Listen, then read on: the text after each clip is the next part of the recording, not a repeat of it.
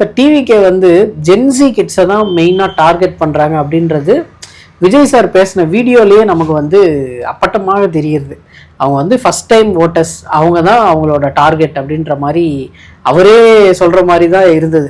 Gen Z கிட்ஸோட வாக்குகள்லாம் இது பண்ணுறாங்க அப்படின்னு சொல்லி அவரே பேசியிருந்தாரு. இவங்க ஏன் சார் ஜென்சி கிட்ஸை தாண்டி ஒரு 40+, 50+ அந்த மாதிரி இருக்கிறவங்களுக்கு ஏன் இவங்களோட கட்சியை கொண்டு போய் சேர்க்க மாட்டாங்க? அது எதனால் அந்த இல்லை உங்க சேர்க்க மாட்டாங்கன்னு ஏன் சேர்க்க மாட்டேன்றாங்கன்னு வந்து ஒரு இதுவான கேள்வியே கிடையாது. உங்களுக்கு வந்து உங்களுக்கு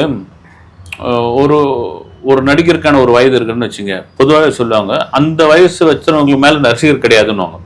இப்போ விஜய்க்கு 50 வயசு அப்படின்னா 51 வயசு அப்படின்னா அவருக்கு வந்து 70 வயசுக்காரெலாம் ரசிகர் இருக்க மாட்டாங்கப்பா அப்படின்னுவாங்க. ஆனால் இது அரசியலுக்குள்ளே நீங்கள் கொண்டு வந்து பார்க்க முடியாது. ஆனால் தொடர்ச்சியாக வந்து நீங்கள் சொல்கிற மாதிரி ஜென்சி கிட்டு 2K கிட்ஸு இந்த இளைஞர்கள் பெண்களுடைய வாக்கு இதை டார்கெட் பண்ணுறதுக்கான காரணம் என்னென்னா அவ்வளோ பெரிய ஆதரவு வந்து ஒவ்வொரு ஏன்னா அவங்களே வந்து ஒரு சர்வே ரகசிய சர்வே எடுத்திருக்காங்க.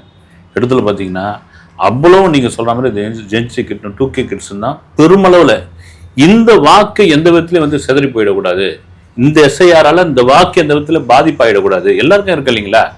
இப்போ அந்த பையன் அவங்களுக்கே ஒரு மணல் என்ன வரும், எடுத்து போய் ஃபார்மை தேடி கண்டுபிடிச்சி ஃபில்அப் பண்ணி அதுக்கப்புறம் சேர்த்து அப்படின்ற ஒரு மணல் போட அடுத்த எலெக்ஷனில் பார்த்துக்கலான்னு ஒரு சின்ன மணலில் வந்து அந்த வீடியோட முக்கியமான ஒரு விஷயம்.